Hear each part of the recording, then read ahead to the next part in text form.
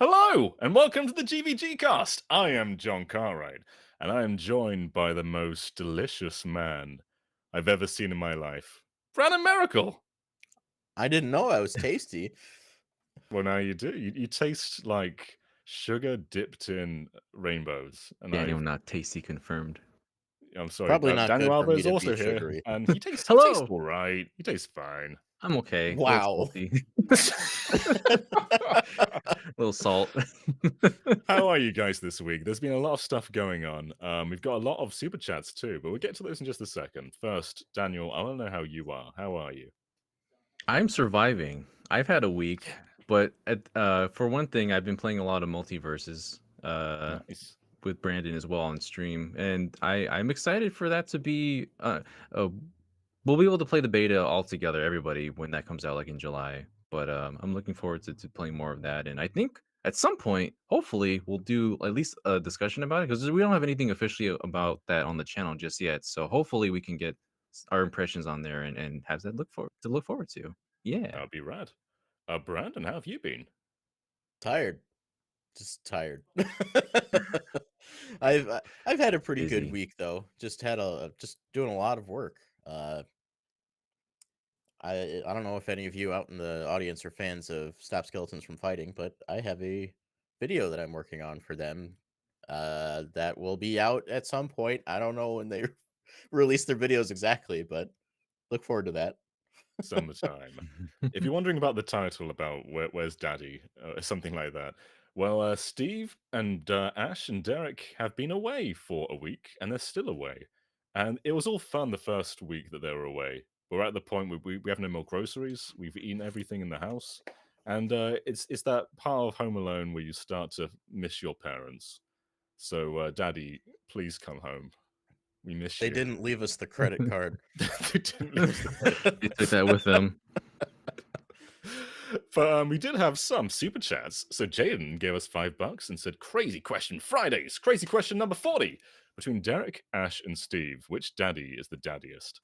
And I think we can all agree it's Ash Paulson. Absolutely. Without Yeah, question. the one dad that isn't actually a dad, but still exudes the daddy vibes. Yeah, you don't have to be a dad We to agree. be a daddy. Any, anyone would tell you this. Ash is my dad. We also got a $50 donation from Oh my Hermes god. Ramos, who says, "Hello, GVG crew. Here's to another great cast. Hope you all are doing well." It's not even a question. They've just been generous Oh and wow. given us 50 Mwah. smackaroons. So Thank thank you you so so much for that. much. And I'm giving Yeah. back a smackaroon of my own. Mwah. Oh, mwah, mwah, mwah. And finally, $10 from Vedran, who says, "Can't stay for long because of work, but what I've played so far of the Strikers demo was phenomenal. So much going on. Even more excited now. And have a great day, guys." Brandon, you were just playing the Strikers demo. What do you think so far? I haven't finished all the tutorials. The Hmm. tutorials are the only things you can do so far, but it controls like a dream. Feels really good. Reminds me just of playing the GameCube original, Hmm. which is my favorite of the two. So yeah, I am very excited for this game to come out. Yeah, I can't wait for some Yeah. buzz. It feels like ever since like the announcement, there was a lot of buzz, but then as time went on, everyone was like, "Where's Daisy?" And suddenly there's no buzz. Suddenly the bee just isn't buzzing anymore. And it's been a little deflating because I'm really excited for Strikers, and it's been one of my favorite Mario spin-offs ever since its conception. And the fact that it's coming back, I want to celebrate, but it feels like there's no fanfare right now. So hopefully this ignites that. Because Strikers, it's so much fun. And this one's doing a lot of cool stuff. Like the Mhm. like the tackle boosts and being able to play 8 players on the same system and having clubs and all that. I can't wait for this. So hopefully this starts to get people going.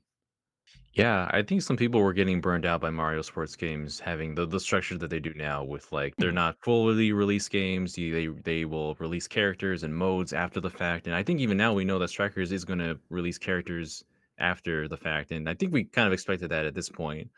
But I just want people to be excited for this game because, like, some of the stuff that I've already heard and that I've seen, Next Level went really hard on the animations with this. Like, if you, I watched some of the victory animations on Twitter, and like DK goes for it when his in his victory dance. Like that is phenomenal animation if I've ever seen any from the studio, and I'm looking forward to seeing more. Yeah, I mean, next level games could do a movie. Like, when Luigi's Mansion 3 came out, everyone was like, "These Yeah. guys are the kings of animation," and it's still true. It was true in Punch Out as well. They've been killing it for years and years and years. And yeah, this drip feed approach to releasing characters, it does suck. It's just kind of the Yeah. way things work in modern day, but it sucks.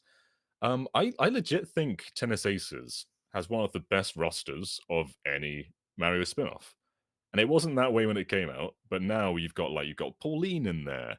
You've Mhm. got you've got Chain Chomp. You've got all these characters. It's a huge roster. There's no babies. There's hardly any clone characters, and it's larger than pretty much any other Mario spin-off out there. So it definitely can get there in time, but it's a shame that we're launching with like what 10 characters when the original games had 12 or 13. I can't remember which it was. Mhm. I think the trade-off there, though, for these more recent Mario spin-off sports games is that the gameplay has been like rock solid for all of them. Yeah. Like Mario Yeah. Tennis Aces is fantastic. You know, it feels like a fighting game when you're playing because of the new offensive and defensive options that you have. Uh, I might be in the minority, but I think Mario Golf Super Rush has the tightest golf gameplay that any of the entries have had so far, just with the level of control that they give you.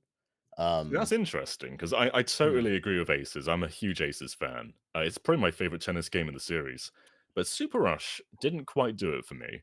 And I think a big it's a small thing, but a big part of that was getting rid of the two tap or three tap meter. Because in Super Rush you just tap once and then you sort of swing. Whereas it used to be you tap once, it comes back, then you sort of tap again to get your accuracy. And I mhm. miss that. That's just it's a small element, but it kind of made the actual golf gameplay feel a little bit looser. Yeah, I can understand that. I think the level of control you have over the ball, especially being able to like press the analog stick while the Uh-huh. meter's going to change the direction, um, allowed them to have a little bit more fun with the complexity of the actual course designs. Like they're not as fanciful or as Mario-ish as like say Toadstool Tour, but you know, there's high rock walls, there's tight corners, especially like in New Donk City, that they wouldn't have done before because Mm, you didn't have that kind of control. So I think it's different. But for me, it's more fun that way. yeah. And Toadstool Tour did have just a lot of courses that were just green field. It's just like a regular golf course. It's Hmm. really when you got further in that it got a bit more Mario-ish. Yeah. We can talk about video games this whole podcast, though. So I want to talk about something that's not video games for a second. I Okay. want to talk about buns, about rabbits, because I think I've come to realize that rabbits are the best animal. I think dogs are a great companion, man's best friend, but rabbits, I can't find a single flaw. Daniel, can you find a single flaw with a rabbit? Um, No, you can't. I can't. My only complaint would be Brandon's didn't let me touch their I wasn't allowed to touch. They were looking at giving me looks, and I just gave them their space, but I respect it. Yeah. That's the thing about rabbits is, you know, they're such a high quality animal that you have to be worthy You have to to touch observe them. from afar. It It was one takes of a the lot most, of wholesome time and questions in patience. our Discord the other day where Daniel said, "Brandon, is it true that bunnies thump when they're angry?" They do. They They do, start Yeah, yeah, with they their back totally do. legs. the little It just a single thump, and they they're mad, trying to be I menacing, but it's really cute. it's funny, like, you know, so I have 2 of my 3 rabbits are in my basement, which is effectively my living room right now, so I spend a lot of time down there. And I'll just be sitting on the couch, like, watching something or playing a game, and then I'll hear a distant thump, and then I'll look to my left, and way on the other side of the room, there's just a rabbit staring me down, which leaves me to wonder, "What did I do?" And, like, "Why are you angry?"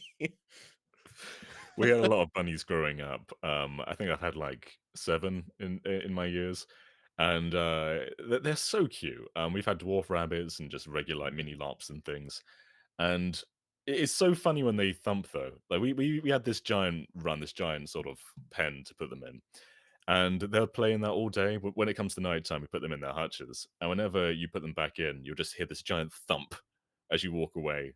I just like put me back. They're the cutest animal. Big Chat, can you find anything personalities. wrong with Yeah. rabbits? And if you can, let us tell you why you're wrong. You're gonna get yeeted right out of the Discord server if you say anything bad. We have that power.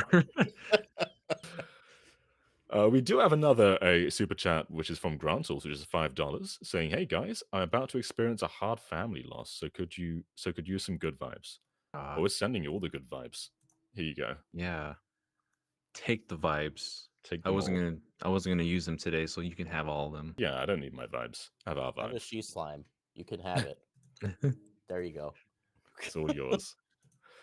But yeah, I was just trying to think what else has been going on this week for me personally. I've had a weird first-hand relationship with the Taiko series, which I've never played before. Oh, Um, nice. yeah, so it's been on Game Pass since the beginning of the year, Taiko Drum Master, and I don't have a drum, so I've been playing with a controller, which is not the most ideal way to play. But I've always appreciated the series from afar. I've watched YouTube videos on it. I've seen like crazy people doing like these bonkers combos, but I've never played it myself. And so I decided to finally go in and try Taiko for the first time, and it is so good. I'm eyeing up drums on eBay right now because it is just ridiculously fun. And I thought it looked kind of simple because it's mostly just like two different buttons that you're pressing at the same time, and that's kind of it.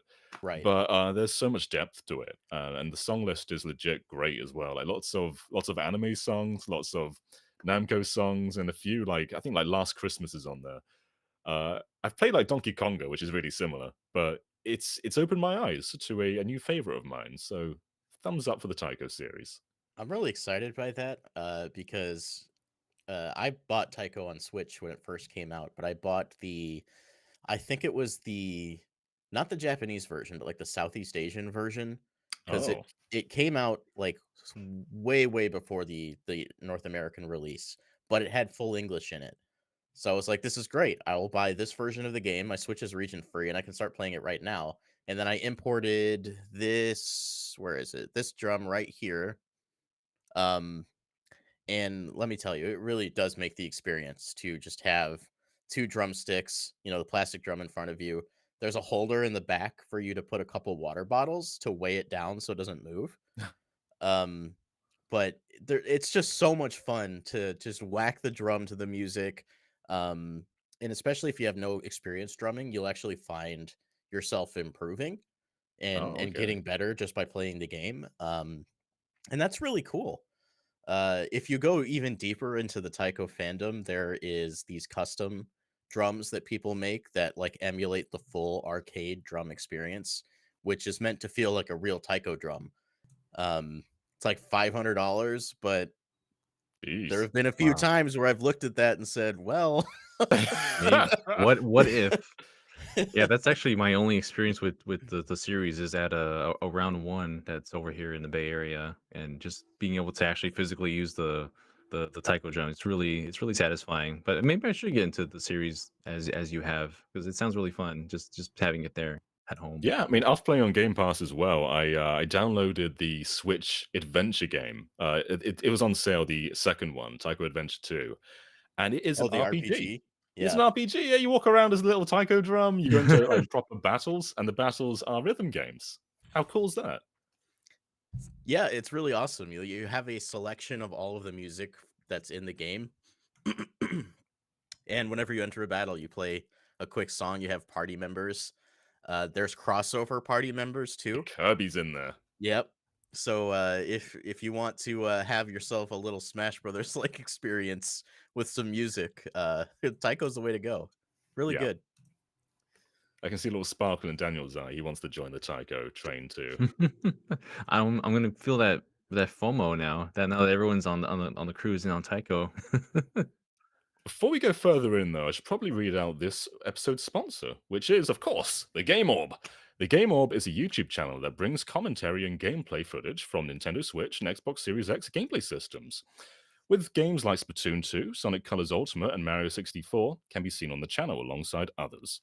The Game Orb will also be adding Pokemon Let's Go Pikachu to the gaming collection, so be sure to subscribe to the Game Orb in the link in the description below. Thank you, the Game Orb, as always.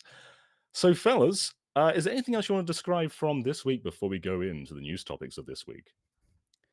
Um, Play Taiko. Play That's Taiko. it. Yeah, I'm We do I'm have I'm one more good. super chat from Kyle Beeler, which gave us $4.99. Hey guys, first time joining live, I think. Listening while at work. The GVG crew is the best.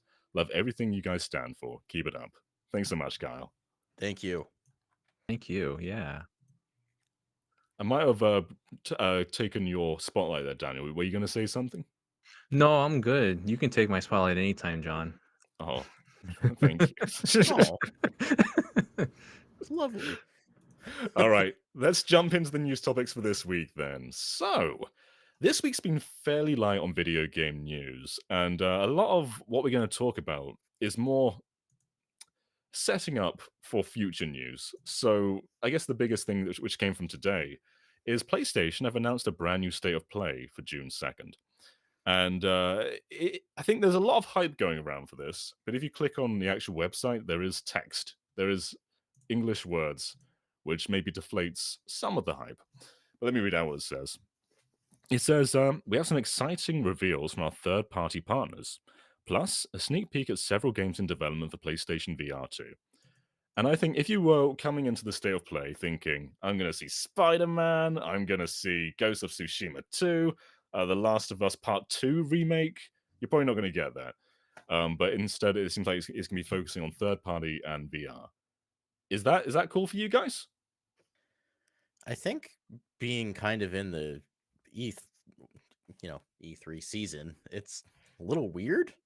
Uh, like I like VR games. I'm interested in what that's going to look like for PSVR 2, but timing on this is a little odd. So for me, you, maybe not so much. Like I'm still going to watch it, but Yeah. I feel like this may have made more sense either later in the year or like a few weeks ago. And Yeah, PlayStation June. have also said that they're aiming to launch with 20 PSVR 2 games. So I guess we'll be seeing quite Wow. a few of them here. And we haven't Okay. really seen VR 2 games yet. So this is kind of the big blowout, I suppose. We haven't even really seen the VR 2. We've Not heard about really. it. Yeah. Yeah, you think they would show the VR2 itself before showing out the games? Because as we know, June is like the big month that we normally will expect like the biggest announcements of gaming to happen, and to say that VR is pretty much one of the headlining parts, like either they have something really fantastic that we're not expecting planned, or it's just I don't know. They just didn't find any other time in the year to announce this stuff, which is odd because yeah, this is, as Brandon said, this seems like something you would see at any other time of the year than June to have news like this drop. Like, where's the first party stuff? Uh-huh. PSVR 1, it was a success. It's one of the most successful headsets, but it feels like it lost some momentum as it went on. And whenever State of Plays are like, here's the PSVR section, it's like, okay, I can sit back and relax while waiting for the next big thing. However, I think this could change things. It feels like we're kind of moving towards a more interesting place. Where PSVR 1 was limited by PS Move controllers, which are PS3 controllers. They're generations old at this point. Right. And now we can do far more. And hopefully we'll have games like Half-Life Alyx. That'd be a big dream for me. But also, we know there's a Horizon game coming. And I think that's kind of the big thing that PlayStation always kind of stumbles on with their peripherals or even handhelds. Like a lot of PSP and PS Vita games had big IPs, but not done by the big developers. So Naughty Dog didn't do Uncharted, and so on and so on. And it'd be like you can really tell if they're all in, if the core Guerrilla team is making the Horizon game, and if it's going to be on par with something from a main line entry. So I am excited to see what they're going to do, and hopefully they bring all the caliber along with them. Yeah, I feel like that's really the only way this will succeed. Otherwise, we'll just have a repeat of PSVR 1 where, it's mildly successful at the beginning and then it's just an afterthought, year 2. um and the functionality of the headset's going to be a lot more advanced than the first one. I Mhm. think for me that's a big reason that I'm excited for it I would like to have a nice headset on a platform that's actually supported. Um, Yeah. Right. Yeah. I had an HTC Vive when VR really started to, to hit the mainstream, but there was just no software there because the the the barrier of entry was so high because an HTC Vive at launch cost like $800. PSVR was what, 300? Something like Yeah, that? I'm pretty sure. Yeah. That's a lot more It's a affordable. It's lot. still expensive, but It's a whole console. way less expensive than what you would have paid otherwise. Uh-huh. S- So my hope is that just having it on a platform that is more accessible, more available, just means the software will be better. Like you said, having Horizon there is a kind of a good sign. Um, but it remains to be seen. I just hope that I come out of this presentation actually feeling excited about it. Yeah. I'm pretty confident we're gonna see Astro. I think, he's kind of the Oh yeah. headliner of VR for them. Mhm. And, of course, Astro's Playroom headlined the PS5, and that wasn't that long ago. But since then, Asobi has absorbed, Japan's studio, or at least the staff that was still there. I reckon that they're probably been, knocking away a PSVR 2 launch title for a while, so I reckon it's time that we see Astro again. I mean, I after hope so. playing Playroom, like, that's more than enough to get me on board. I didn't play, the first Astro game, the Oh, first Rescue VR. Mission? Yeah. I didn't play that, but after playing Playroom, like, that's a top tier IP for me now. Yeah, same here. Just so many ideas that they flesh out upon in such a short amount of time. Like it was just the right amount of length to get used to both just with the dual sense. Like it's just an incredible Mm, way to introduce yourself to the dual sense. Just booting that up and got it right here next to me. I got this one actually. It's my thematic colors, my blue and black. So I had to It's your get this one. brand. It's that's my sexy as brand. heck. It's so good, and I hope whatever they do next, Astro can introduce more people to these kind of new concepts. Because I'm sure that if they have Astro with VR2, that'll be a lot of people's first introduction to that as well as for those that do have a PS5, Mm. and A just Astro excited to is see so what it does. Nintendo. Like, very few PlayStation IPs work around the controller because the controller is not usually anything major. It's just kind of like, here are the sticks, here are the triggers. But for Astro, it was using every Every utensil that the PS5 could throw at it. Yeah, it's such a uniquely like Nintendo way of approaching introducing hardware. Just showing off everything you can do, like the Wii Remote or the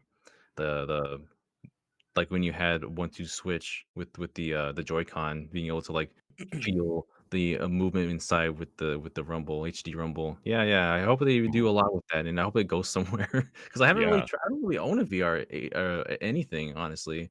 I tried it, but I don't have any. And maybe this will be something I get into depending on what they show. But we'll see. I mean, is there a reason for that? Are you just like, are you interested, or are you just kind of like, it's expensive. It's a big hurdle to get into.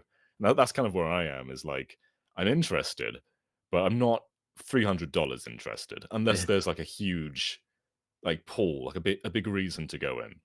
Yeah, the price of entry has always been a major factor of it, and I've never really gone back to other ones that have like, gone down in price. But I don't know. I feel like I should be more adventurous with this sort of stuff going forward. And if I can afford it, Yeah. if it's proper, then I'll probably dive in and see what we can experience. But yeah, that's I I th- I think another element to look at with this, at least for me, I've considered getting an Oculus Quest 2 several times, just for that hands-free VR experience. But the more I look at it, the more I realize that if you want that to be the best experience it can be, you're gonna have to buy some accessories.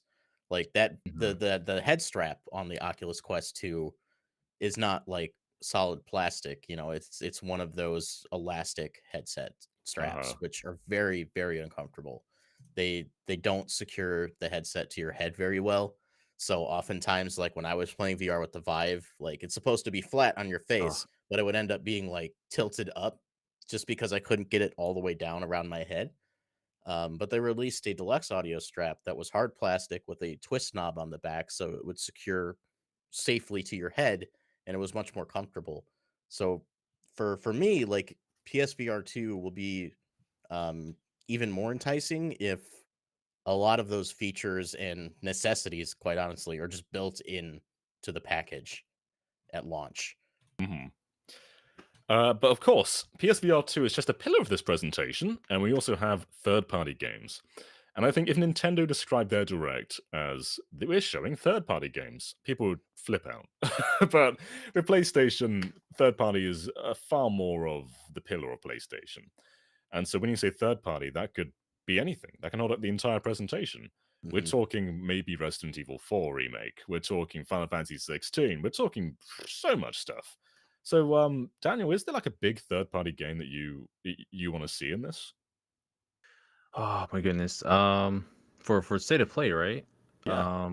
Gosh, I'm waiting for Final Fantasy 16 news. Like, when is that? Is that coming this year? Is it coming next year? Is there any news updates on it? That's probably the main one that from PlayStation that I'm looking forward to seeing as far as like what known IPs right now. But yeah, as far as other ones, oh my gosh, I don't know. I've been fed well with things that I've been anticipating, like Tales of Arise came out last year, so I don't really Uh-huh. expect any news for that unless they decide to do some ports. That's always acceptable for us Tales fans out here. But I don't know. The, what are some that you're really anticipating, Brandon? I always sound like a broken record, but I don't expect this to happen because Monster Hunter Rise Sunbreak isn't actually out yet. But Monster Hunter 6 is in that Nvidia leak, and I It think is. it's basically all but confirmed that the things in that leak are going to happen at some point. Uh, Monster Hunter 6 would be more of a direct sequel to Monster Hunter World, and the team that worked on that game, as to where Rise is more of the handheld Monster Hunter team. Um, so there's a little bit more to look forward to just from like a technical perspective with Monster Hunter 6. I just don't think it's quite time for that yet, but I do think we'll see it before the year's end. Um, and another game I'm not necessarily expecting to see, but I would absolutely lose my mind if we got some info on it, would be Dragon Quest 12. Oh yes, please. I mean, Yeah, they've already teased that they're going to be showing treasures very soon, Yes. so it feels like the spotlight's on that right now. But I also want to see three HD 2D as Where, well. Like, where is it? where are you? that too. Show Like yourself. They haven't talked about it since it was announced. They I'm just went, expecting here's there. this gorgeous, beautiful game when you can't have it. I'm expecting. I guess I kind of put that in the back of my head because I was like, oh, maybe they'll do their own like Dragon Quest presentation at some point to reveal more of 12, more of these HD 2D for Dragon Quest 3. But yeah, I'm just like, just give it to me in any capacity at this point, really. That's getting it out of context, Daniel. That Alpha line brings up one that I admittedly forgotten about, Sonic Frontiers. Oh, Uh, we know that we're going to be seeing it like very soon, so Yeah. this could be a good place for that. I feel like Jeff probably knows that Sonic saved his show last time, and I think he'd want to secure Sonic for the Keeleys or Summer Game Fest. Because Oh, that's a if good you remember point. his last show, he debuted the Sonic Movie 2 trailer and also the Frontier CG trailer, and that's all I remember from that show. And I think that probably got him a lot of engagement too. So he's probably he's locking down that hedgehog, making sure he can't Mhm. leave. He's Keeley's now. I think you're right. I just hope he's not, locked in a cage like he was in the movie. I hope he's okay Um, and go free. say whoa oh oh oh oh if you think this is too soon.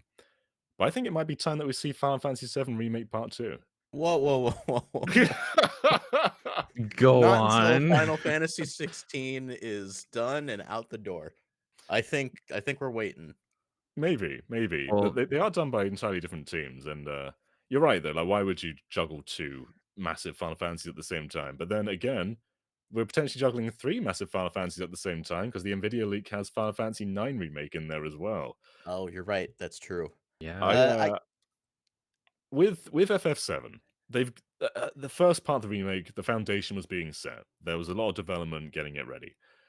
With part two, we don't exactly know what direction they're taking. If it's still going to be a linear game, I think it probably will be. But mhm. I think they're probably going to speed up the development a lot more now. So I wouldn't be surprised if it's that far off.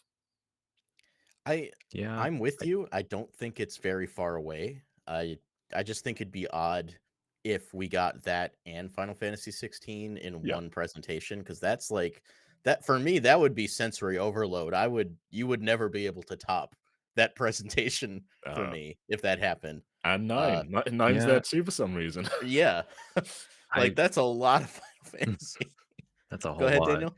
I feel like we would be more realistically anticipating more from Final Fantasy VII Remake Part 2 if we hadn't gotten Intergrade, but that was like a little like intermission between what we had and I who knows how long it took to make Intergrade, like just that small side chapter, honestly, with Yuffie. Mhm. And yeah, I'm just wondering like how much have they worked on between that and now.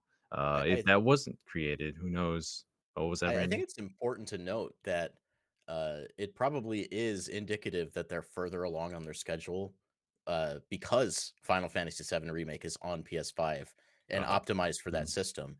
So I Yeah. think doing that work just was a byproduct of them already, working on Remake Part 2. Mhm. It's hard to picture what part 2 is gonna be, 'cause, since I did that Crisis Core video, I jumped back into the Switch version of 7, and, it's been a while since I've played 7 all the way through, and I started when it came to Switch, I started to play through, and I got to the point where disc 1 ends, and then I stopped there for some reason, and I've jumped back in again. I was snowboarding down a hill, and, that game is just so condensed that you're just going from place to place to place constantly. New town, new area, new quest. It's just constant. It's so fast. And I'm trying to picture what part 2 is even gonna do. 'Cause, if it's linear, if it's just taking us from one town to another, we are going to so many towns. And in part 1, it was mostly just, we had a few sections of Midgar. Some of them were pretty robust, but Mhm. the actual FFs, but once you escape Midgar, once you go into the overworld, there is so much more variety. So I don't know how they're gonna handle it in Remake. The That's a good amount question. the amount of detail that went into Midgar in part 1 is beyond what I think anyone ever imagined from Uh, down to the smallest details, and imagining doing that for, like, the town of Calm and then onward from there, because like Calm was nothing in the first game. Like, you go there, you go to an inn, they tell us a little story, and then you leave. That's it. Yeah. And you gotta wonder, like, how much do they want to expand telling the story from this way from this point forward, and where is the story even going? Because people who've completed Yeah. part 1 and also the end of Intergrade know that this story is, kind of taking its own it's taking the wheel, like, and going in places that we not probably aren't gonna even expect, so, really, yeah, just when they reveal part 2 for Remake, I'm gonna be really interested in as far as, like, what kinda narrative they're gonna take because I'm Mhm. really interested in what goes on from there. Yeah. I think, focusing part one on Midgar was important for this remake because, Midgar is a very, very short section in the original game. And I don't feel like it really establishes itself in the world. Like, Mhm. you don't really see the people and what they're experiencing because of Shinra in the original game when you compare it to how it's all portrayed in remake. Yeah. So I feel like with part 2, these other towns that aren't necessarily as important to the overall theme of the game, uh, we probably won't spend as much time. So I don't know necessarily that it will be linear. I think being able to traverse the world freely and going to these places like we did in the original game, is an important part of the experience, Mhm. and I think they're gonna find a way to make that possible. Part of me hopes that it's not cross-gen. It probably is because a lot of the Foundation exists on PS4, but for me, a lot of the low points of Remake felt like hardware limitations. It was, let's squeeze through this gap because we have to load. Let's walk Right. really slowly and follow the Yeah. characters because we have to load. And a lot of that stuff just dragged the experience down for me. But if we can abolish those load times, then that'll probably do away with a lot of the points that I didn't like. Juan in the chat says episode intermission had none of the fluff, and I'm trying to remember myself, but I don't think it did. It's a very like focused experience unless you're playing the Or Condor.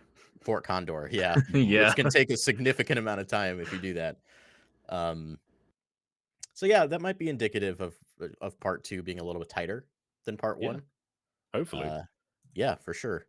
we were talking about a state of play. We started talking about Final Fantasy VII Remake for a while there. So before we go on to our next piece of news, Dr. Wolfstar gave us a $2 donation and says, "Does the Mario series need to add a person of color as a character?" And it I can't say no because the cast right now is moderately varied, I suppose. Like we have men and women, and a big turtle. Yeah. Uh, they every now and then they change Daisy's skin tone a little bit, but they always change it back for the next skin. Like sometimes she's very pale, sometimes she's darker. They can't quite decide on that character design. Yeah. But yeah, I'll totally love person of color in Mario. Yeah, I'm like thinking really hard right now, and I cannot think of any prominent examples. So, No, yeah, yes, please. More variety is always better. yeah. Yeah, that's a very simple answer.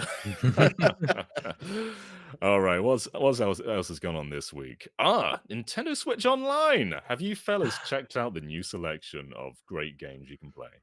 I saw them, and I also saw a tweet commenting on just the sheer amount of caveman games. Why are there Yeah. so many? I'll introduce you to what the West had, and then I'll say what Japan had, because I'm actually interested in the Japanese one. Okay. So in the West, we had Pinball, NES Pinball, we had Rival Turf, and we had Congo's Caper. Which of those is the highlight, Daniel? Definitely pinball. I kind of No, like no, no. pinball. I've never got into NES Pinball. I've played it like it was in NES No. Remix 2, I think. And I was just quite, it's like really like you've got Zelda 2 in here, you got Mario 2, and then just pinball. Pinball. I Pinball. think it's important to recognize that pinball running on an NES is kind of cool. Oh. But there isn't a lot there. It's not much more to chew on, honestly. I Yeah. didn't realize that Urban Champion isn't on NES on NSO, and they love releasing that game. That made it in the 3D Classics line. What if they never released it again? And Well, that's it. We've released it too many times. we just bury that one and never We think just can't about do it it ever anymore. again. Like they've got other stuff. They've got other stuff. Mysterious Murasami Castle was one I really want. They released that in the West on 3DS, not Wii U for some reason, not Wii. 3DS. It's a Famicom disk system only game, but it's a very important game. It's based on the Zelda engine. It came out the same year as Metroid and Zelda and Kid Icarus. It was like part 4 of that pillar of releases. It was a huge part of Famicom's legacy, and it's not on either NES or Famicom Online. I don't know why. Yeah, it's really a shame. Like I feel like it's just after learning more about Murasami Castle, I feel like it's just missing from that library that we could have had as well. And Mhm. yeah, it's a shame because it's a solid game, and even having it out here in any capacity is much missed. Yeah, and then there's other big ones too, like Mario RPG is an obvious one. Maybe they're Yeah. struggling, but like they've released it a lot of times. It was on the Wii. I think it was on the Wii U. I think it was even on the Super Nintendo Classic, if I'm Yeah, remembering it right. is. Yes. Yeah, so I don't buy an excuse. They can release that. Just give Square some money. Are they waiting for a reason to release it? Maybe. Maybe Like they they did are. that with Earthbound, I guess. What was Earthbound's reason? Yeah. I mean, it was like a duo release for the anniversary or something, wasn't it? Yeah, I think that's right. Which is a Uh, bad reason. Like, I'm not saying it's a Fine. good no, reason. I know. I'm just Just like, release it. You don't gotta yeah. give me a reason. Just put a good game in front of me, and I'll play it. Yeah, so there's definitely more they could release. So it's kind of weird that we're getting games like Rival Turf. Congo's Caper isn't that bad. It is another caveman platformer, but it's moderately enjoyable. But the game that Just I'm looking at really it oh sorry, go at a ahead. glance, like it looks a lot more interesting than the other caveman games we have available. Just gonna You say don't that. like Bonk? No. Why? Should we rank the caveman games on NSO? That's That's a a whole. GVG video. That's our first million views video right there. Yeah. That's our next tier list video. There's just 4 slots, and they all have to go. There's only one for each. I'll tell you what I'm really enjoying though. In Japan on Super Famicom Online, they gave us, and forgive me if I say this wrong, Umuhara Kawazi. It is a Kawase. platformer with a grapple hook, and I was Oh not familiar yeah, with yeah, this yeah, yeah. series, but it's an I'm ongoing series. There's been games as recent as the Switch. It was on the Vita. It was on the PlayStation 1, and it rocks. It's really, really good. It's quite similar to like Mario versus Donkey Kong in its level design, where it's kind of like a puzzle platformer where you got to try and get to the goal. But you jump around, you use your grapple hook, you try and swing around, and it's super super good.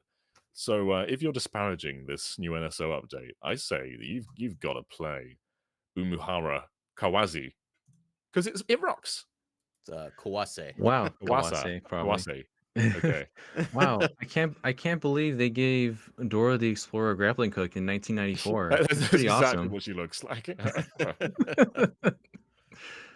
I'm gonna have to But download the Famicom app. I don't actually have it installed, but this is a great reason to have it. yeah, Yeah, people often. I don't think a lot of people know this, but yeah, you can just download the Japanese ones. Even if you don't have to like buy a new subscription, just make your account Japanese, go on their eShop, download the app, change back to English, and you can play it. yeah, It's a really cool thing. Like even like Famicom game, like Famicom Disk System games are different to ours. So you can get like Metroid with different music and a save system. Yeah, it's worth doing. So what else? What else has happened this week? PlayStation Plus Premium launched in Asia, and there's been mixed feelings on people who have played these games. So let's start with the good news. Some games are good. Tekken 2 runs at 60 hertz. That's good. Thumbs up for that. Cool. One of the Worms games has online. They added online to it. That's Oh, pretty rad. all right. Okay, some games have trophy supports. Not all of them. Just like select games do have trophies. That's cool. Now the bad part: every first-party PlayStation game is 50 hertz. So Ape Escape is 50 hertz. Everybody's Golf is 50 hertz. The reason for this is probably multi-language support. So most Mhm. European games are translated to English, French, German, all the big European languages, whereas the American one is usually just English. However, there's a big speed difference. And for those who don't know what hertz is, basically our games were much slower compared to American counterparts. So if you just Google or YouTube search Sonic 50 hertz, you will see what the big difference is. In the early days, everything was slower. The music was slower. The game was slower. Everything was just slower. Now, when they got to like around the mid 90s, the music was optimized. So music is full speed, but the game is not. So not only is Ape Escape 25 FPS, but the actual game speed is slower. It's not just the frame rate. So everything is, it's almost like it's in slow motion. So that's why people are upset about these re-releases. So if you're used to playing your American version of Ape Escape, what you'll be downloading here will be inferior to that. That sucks. That's Just Yeah. full stop. That sucks. Yeah. I don't get it. It feels like they shouldn't. should have learned their problem from the PlayStation Classic, which also had this issue with 50 hertz games. But I think the lesson they learned from that is people don't want these games. Do we know why? Why they chose the 50 hertz versions? It's probably multi-language For stuff, but that region, doesn't answer yeah. the question of why you wouldn't provide an option, which N64 Online does. Like if you boot up N64 Online and go to the settings, there will be options to play Ocarina of Time in 50 hertz or 60 hertz. It's that simple. Yeah, I I can't believe this is a problem PlayStation has in the year 2022. Like, what's keeping them from doing something that Nintendo can very easily have as a toggle, essentially? Um, yeah, that's crazy. I can't imagine like who would greenlight something like this to happen because there's so many people that experience these games like, oh well, I froze, so give me just a moment. Hertz made Daniel so upset that he's I'm just hurts. Apparently I'm running at no hertz. Hold on.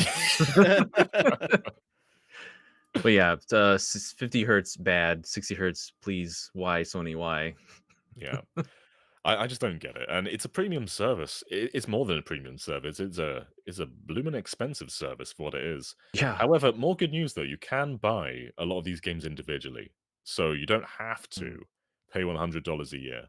you can just pay like I think like $6 or $7 per game. So that's good. But They, I real quick, I don't know if you saw this, but they released an update to fix that. oh, Uh, the patch upscales the PAL code to 60 hertz by blending frames, but apparently it's caused a bunch of horrible ghosting artifacts.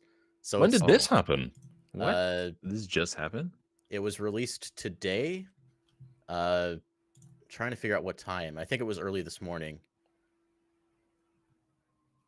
Wow. Okay, we're searching live as we go.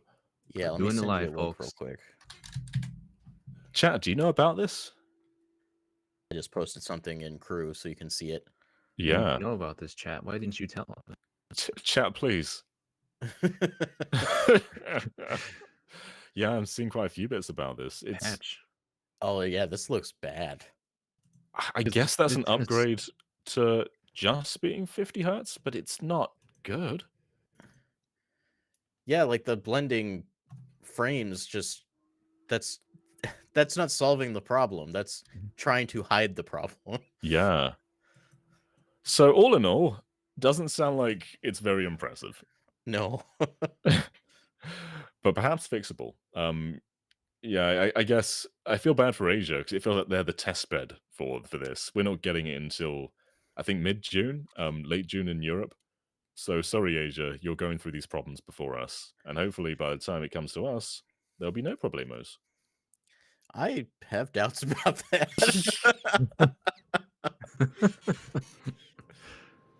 Understandable. I just feel like this is going to be something that they leave.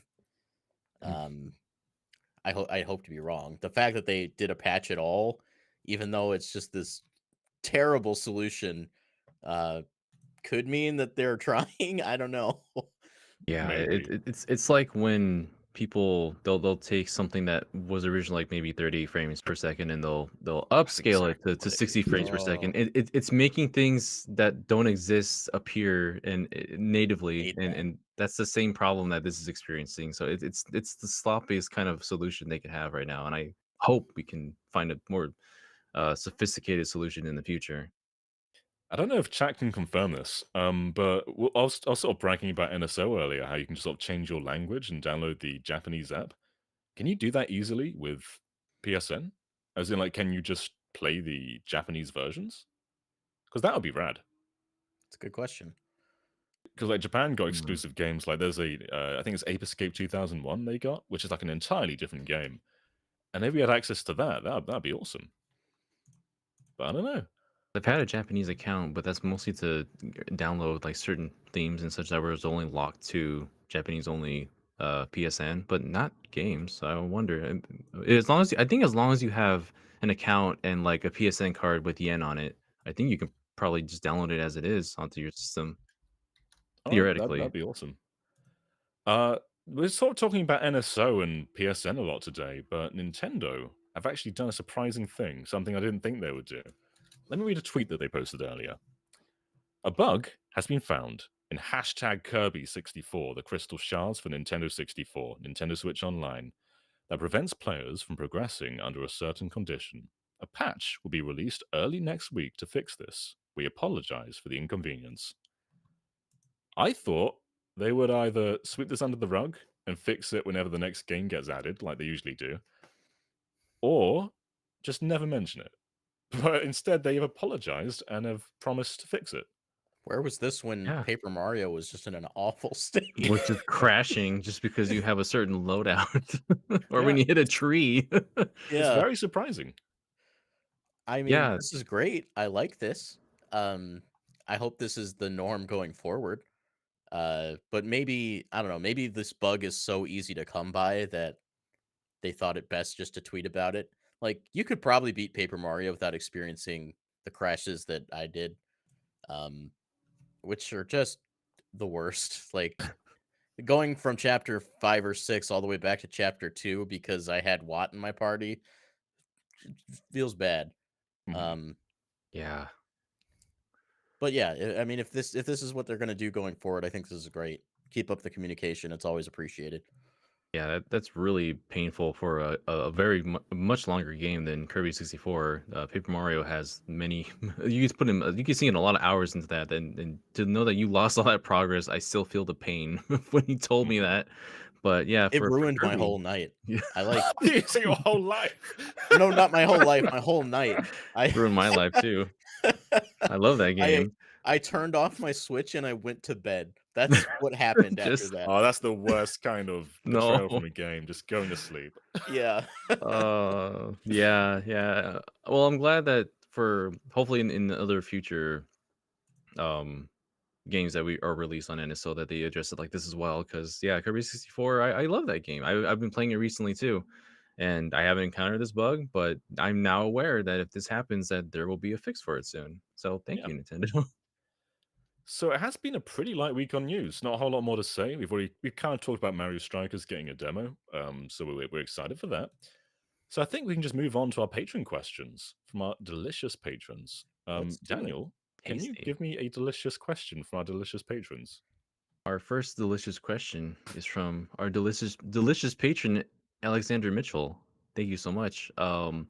Who's asking who or what or who got you into gaming in the first place?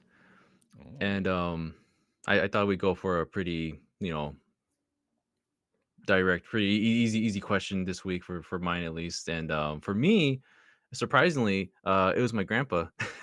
ah, he uh he owned a Super Nintendo. I don't know if he owned it because I actually don't even know if it was because of me or because I think he had it with other of our family that he's lived with. Like one of my cousins, I believe, also had this Super Nintendo. So but when I had it, he had Teenage Mutant Ninja Turtles, Turtles in Time, Street Fighter 2, a random Madden game. I don't know which one, but I played that with my cousin a lot against my will.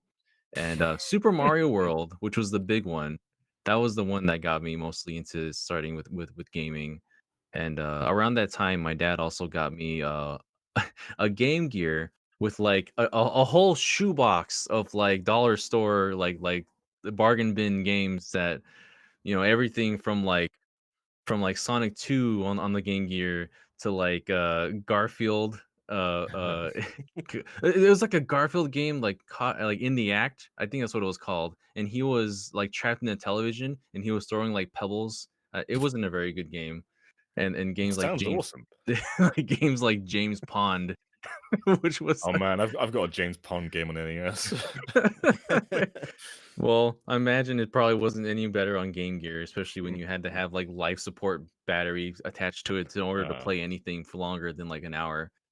But yeah, the main one was definitely the Super Nintendo. My grandpa was very kind to let me play that as long as I was able to until he unexpectedly gave it back to one of my cousins because he had children, and I was like, but Mario World.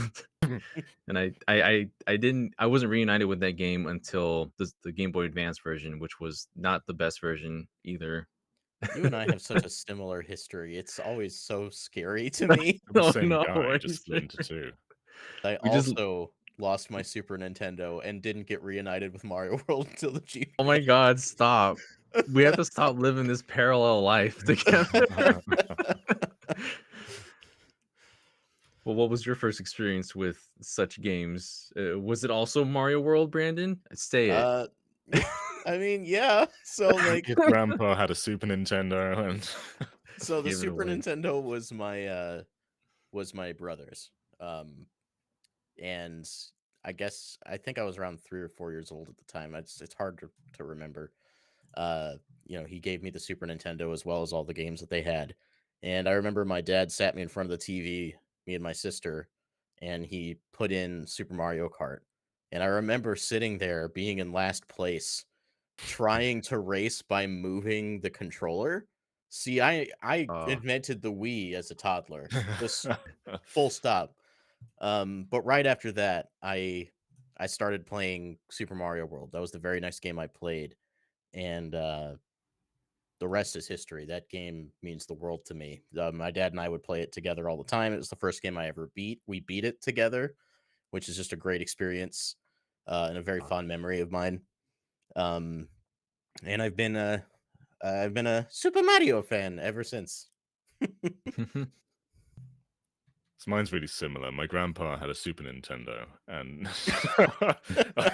uh, no, mine's totally different. So my sisters, I have two sisters. They're both older than me, but my older sister had a Game Boy for her birthday, and she got it with Mario Land and Game and Watch Gallery. Or I think it was Game Boy Gallery, which is the one before the first Game and Watch Gallery. And she liked it, but she clearly wasn't that into it, and so she played a few games and then kind of shelved the Game Boy. And so that me being a little kid, I was like, oh, maybe I should have the Game Boy. So I just sort of picked, like, whenever she wasn't aware that the Game Boy was in a certain location, I would take it and just sort of play it to myself. And as the months went on, I'd gradually be more confident in my Game Boy stealing, to the point where I'd play it in the same room as her, and she'd be like, "All right, it's your Game Boy now." And so I play stuff like Pokemon and Link's Awakening, all that stuff. And then she has the audacity to decide her gaming adventures aren't over, and she got a Dreamcast for her next birthday. And the history just repeats itself. She got Sonic Adventure, she got Choo Choo Rocket, she got Pen Pen, she got Super Magnetic Neo, and she didn't play any of these. I think with Sonic Adventure, she got to Emerald Coast, the first level, and just quit there. And so my act began again, where I basically stole the Dreamcast from her. Um, and yeah, that's kind of my story, I guess. And then from there on, I'd start to do things for myself, which I got like a PS2 and a Game Boy Advance, and so on and so on. Wow. Yeah, You're a thief, John. I am a thief. stole But yeah, I guess Brandon, you have a question too, don't you? I do. So this comes from Jason Uloa. It says, if you could make yourself forget everything about a single game, what game do you wish you could play again for the first time? And this was the easiest question to answer for me, because anyone who's played Breath of the Wild knows that those first 20 to 30 hours of the game where you're experiencing and exploring the world for the very first time, it's just pure magic. Like, it can never be replicated again for me. And even though Breath of the Wild 2 is coming out, it's going to be on the same map. I imagine some of that magic just, it won't be there, just by the sheer fact that I've been in this world before. I know what a lot of it looks like. Um, so yeah, if I ever had the chance to just wipe my brain and play Breath of the Wild again, I absolutely would. Hmm. Yeah, my answer is going to be very, very similar. Breath of the Wild is just one of those games where I love just booting up and walking around and just chilling, but that feeling of wonder can never really come back. Like when you first start playing and you climb up a mountain and you see all this other stuff presented to you, and you go, "What's over there? What's over there?" And like you constantly just keep moving forward, and it's just that feeling of wanting to explore, which very few games can come close to capturing. And I still want to explore now, but it's not the same fresh feeling of like, oh, there's a whole town here, you know? Uh, yeah, so Breath of the Wild is probably my answer too. But another one, I guess, would be Super Metroid. Super Metroid's an Nice. incredible game, and I still like it. There's an unfamiliar experience coming back to it after like 5 years, but it's not the same. Like I still know where to go. I still know the direction. But the first time I got lost in Super Metroid, it felt almost invigorating. I didn't know where to go, so I just had to find out myself. I had to explore and really become one with the level design. And it's something that I don't think I can ever really experience again unless I completely forget everything from years from now. But yeah, the first time playing that game was just magical. What about you, Daniel? Man, you both rouse up memories from both of these series for me. Like Breath of the Wild, I remember a very specific moment where I was like, "This is incredible." Was I was looking for a shrine. You know, the little sensor beeps as you're looking for it, and you're like, "I cannot find this." I'm climbing everywhere. It starts raining. I slip down this little ravine, and I'm in this very narrow river, and there's like a rock, single rock that I have to just wait on until the rain stops, or just go down the river. And this bolt of lightning just floats down in front of me. I'm like, what is that? What is attacking me? And then the music starts playing of when there's a dragon nearby, and then you look up and there's like within that, it perfectly framed in that valley, you see the dragon just going down that way, and you're just like, holy crap, what is that? And that was like a really like poignant moment for me. It was like there's nothing in this game that there's hardly anything that's gonna surprise me like this in a future Zelda title, honestly. And, Mhm. kinda like with Metroid as well, but my first one was Metroid Prime, and just exploring the world of Talon 4, the Chosen Ruins, Phendrana Drifts, which Oh, is man. really a memorable place for me. That's something that I really hold dear, and I love to go back and play that again. But I guess, like, for an actual answer, unique answer, I guess it would be a lot of people's first experiences with their first like JRPG is something that they value a lot. Like I know some people will say Chrono Trigger or Mario RPG or someone with their favorite Final Fantasy. And so for me, it would be Tales of Symphonia for the GameCube. Like I remember, I don't know why I saw that on my issue of Nintendo Power magazine. There was like a preview for it, and I was like, it looks so anime. Can I play the anime? And I got really excited for it. Like I was reading about it, and I've never heard of the Tales series before that because it was the first one coming over to Western Shores. And yeah, that the story of it was really impactful for me. I guess by today's standards, it's probably not as like the most technically like impressive game, of course, because it's from like 2004. But I don't know, just the characters in the world were very like exciting to me, and just the where the story went after like the first 20 or so or 15 or 20 hours, it still sticks with me, and I thought it was really like captivating point in time. So yeah, that's probably my answer was Tales. I would play any of those for the first time again. That's awesome. I guess the final delicious patron question comes from Vedran, who says, if you can recall, what was your favorite memory of being excited for an anticipated game? Be it going to a midnight release, getting it by surprise, etc. So I guess I have two different answers to this. I think the game I've been most anticipated for in my life was a game that had daily updates. It's a game that every morning I would log on to the Smash Dojo and I'd look at like what new item, what new stage, what new fighter is being revealed, and that's of course Smash Brothers Brawl. It was just such an exciting time. I don't think any other Smash games come close to that feeling of constant hype. Like, oh my god, Sonic's in this game. I remember I was in school when that happened. I logged on to Smash in the school library before classes started, and just seeing that video where Sonic runs by and just makes Mario go flying, like it was out of this world. Um, and yeah, I was so excited for Brawl, and that Brawl came to Europe, I think 6 months after Japan and like 3 months after America. And it was it's one of the first games I imported too. I got a freeloader and a US copy of Brawl because I couldn't wait 3 more months. So that's probably my most anticipated game. But I guess my first fully like I had magazines mostly for demo discs at that time, like for get PS2 and Dreamcast discs and whatever. But when I started like properly reading them, I'd say was further into the PS2 era. And the very first game I bought with my own money, like proper saved up money, was Shadow the Hedgehog. And I was so flippin' excited for that game. I I watched like I had the intro cutscene downloaded. I'd watch it constantly because I thought it was so badass. I'd read through the magazines over and over, just trying to find new info about Shadow the Hedgehog. It was continuing Adventure 2's story, which I was obsessed with at the time. Um, it didn't deliver, but I was so excited for I'm so Shadow. shocked. Yeah. What about you guys? For me, I can think of a couple examples. Um, I was an avid Nintendo Power reader, and it was how I primarily got my information because I didn't really have internet access growing up for a long time. Um, so all of my info came from a magazine. I kind of miss those days in a way. Yeah. Yeah.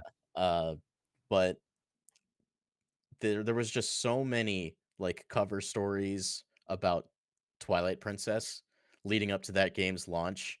I remember getting the E3 2004 or 5 disc, whatever year it was, that had a bunch of trailers on it from that year. I think it's the only time they've ever done that. They never did it again.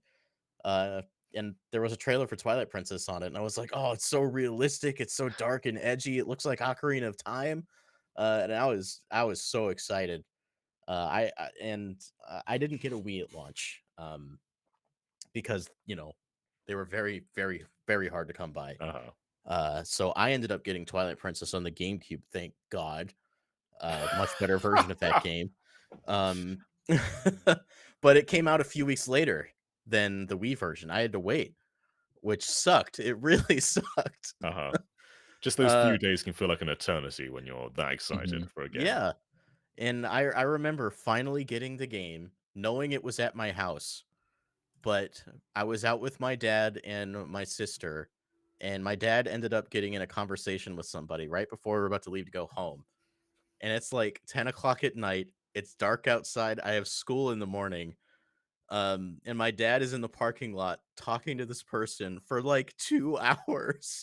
And Oh I'm my sitting god. in the car like gyrating because I want to play Twilight Princess so bad.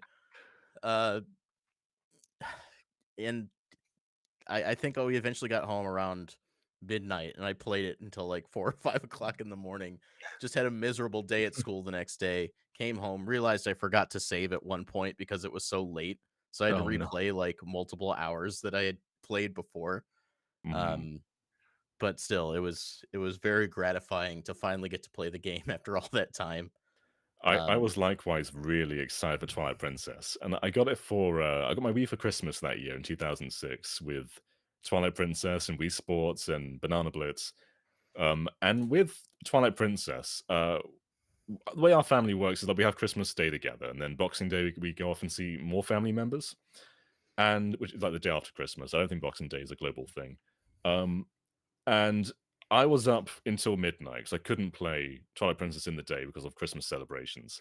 And so I was trying to be really sneaky, have my TV volume on 0, but of course, like, the glare of the TV glows out of the hallway so everyone can see if they walk past. But I was playing, in Oddon Village, doing that cat fishing thing, and I didn't realize you have to fish twice to get the cat's attention. So yeah. I was there for maybe 3 hours in that village, not knowing what to do, but I just wanted to run around as Link because I was just so excited to play more of this game. And my mum comes in and was like, Jonathan, it's at 2 a.m. We have to go in the morning, go to bed." And I'm explaining to her, like, "Mum, please, I don't, I need to keep playing this game." And there's this very, like, almost lighthearted moment where she understood that and was like, "Okay, 10 more minutes." And that was pretty cool. I think I've had that with my parents before. Like that's a hard, like, connection to make, but when your parents, like when you're growing up and your parents finally realize, like, how much this actually means to you, and, they give into that for you, it's so gratifying. It's a good feeling. Yeah, definitely. Yeah, for me, I guess my own little Twilight Princess story is like having it happen the day of.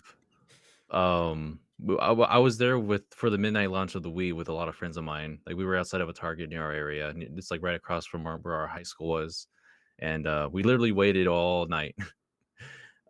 We had to wait till the morning. So we set up our tents, our chairs, just waiting out there with a few of our friends from high school. My friend and his brother, his couple of his friends. There was like 6 of us total, just waiting there, and we all knew we were gonna get the Wii and Twilight Princess, so we just stood it out for that whole time and made some friends in line. We had our DSs. We were playing like Tetris and Mario Kart with each other, and just a really like wholesome feeling, just all hanging out with each other. And I was excited for Twilight Princess on the Wii.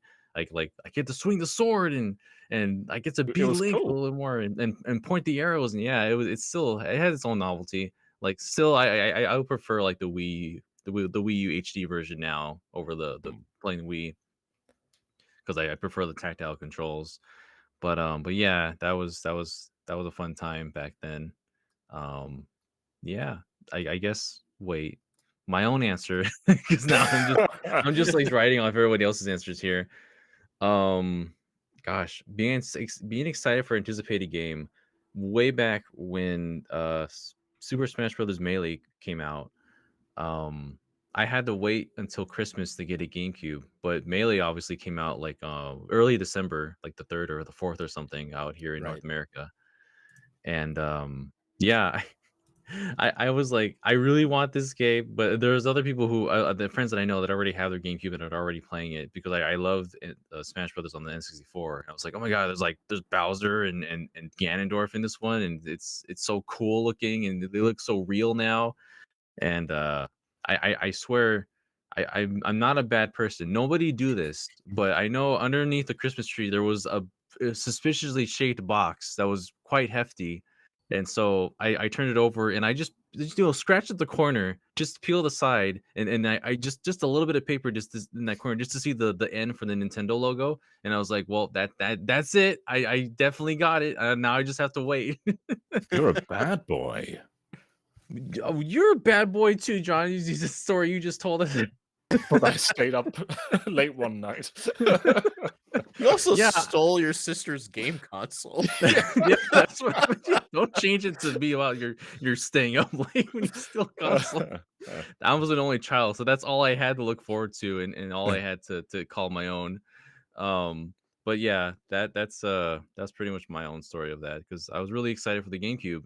I thought the controller looked silly at the time, but I grew to love it, and it's one of my favorite controllers ever now. And I would never play Smash any other way. You've unlocked a memory for me. I may have mentioned this before, but I right after I got my GameCube, I also got my GameCube for Christmas one year. I think it was like 2003, so well over a year after it had come out. Is this your bad boy story too? Yeah, it kind of. No, bad boys gaming over here. And I knew about Melee. I had Smash 64. It was my favorite game ever. Like, I played it every day. And I knew that there was a second Smash Brothers, and I was like, I want that one. So the week after I got my GameCube for Christmas, I vividly remember spending an entire day just pestering the absolute crap out of my dad about this video game called Smash Melee that I wanted him to go buy for me.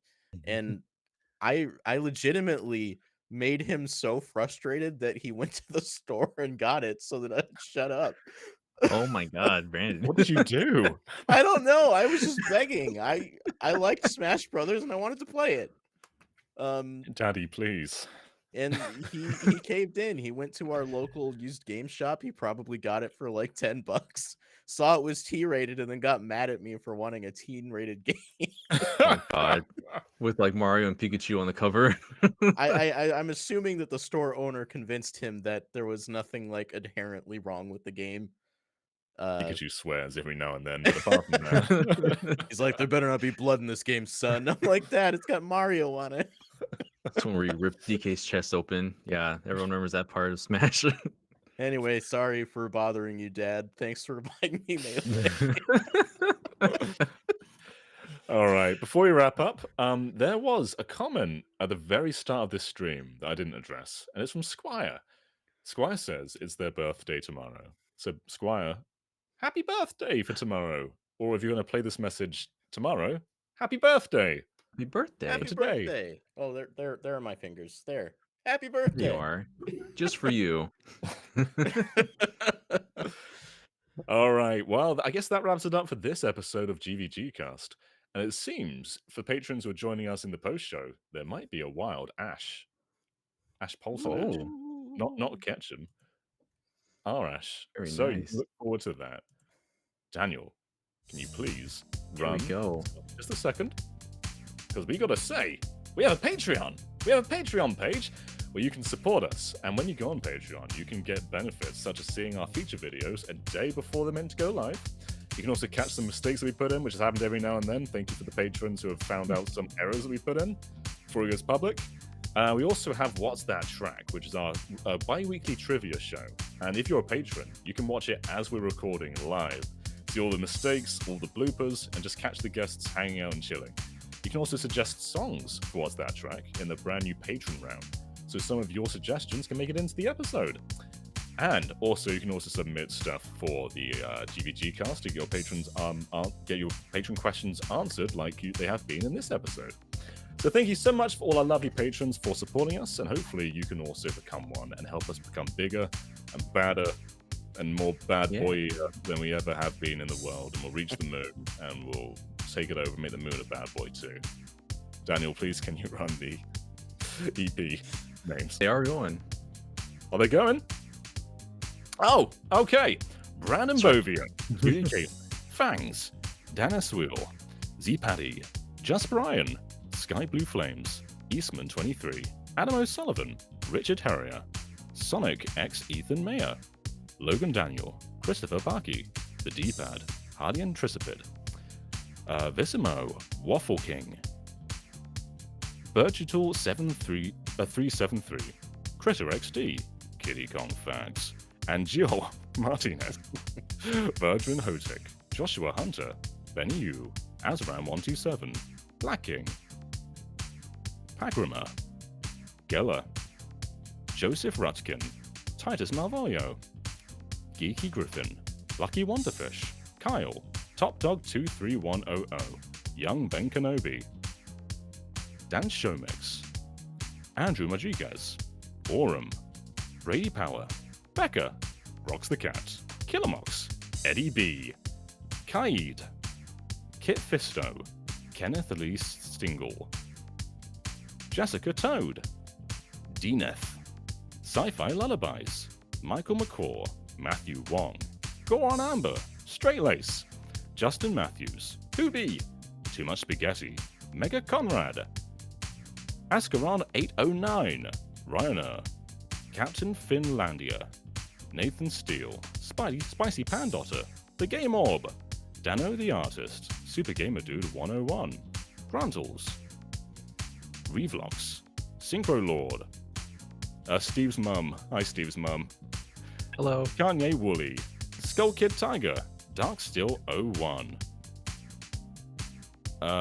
Jason Uloa, Jaden Buck, Christic Warrior 29, DJ Jurek, I'll say that again, DJ Jokakik, Super Dank Awesome Unicorn Guy, Jenna Sonic, Darik, Jeff Ed, Nova the Artist, Blaze 25, Stack Nasty, Mumbling Yeti, Cameron Sharp, Screamo Shaman, Mason Riley, Keel, Willow Pingree, Hustlebun, Moon Knight, Noah Fritter, Calvin Atkinson, Ryan's Fault, Brainchild, Pat Kendon, Jim Wakelin, Lauren Bond,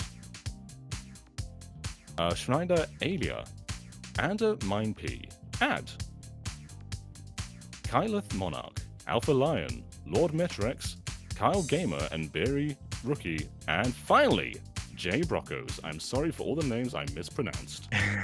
Keep watching! And Thank if you, you're on everybody. Patreon, I can mispronounce your name too. All right, everybody. See you next time. Till we meet again.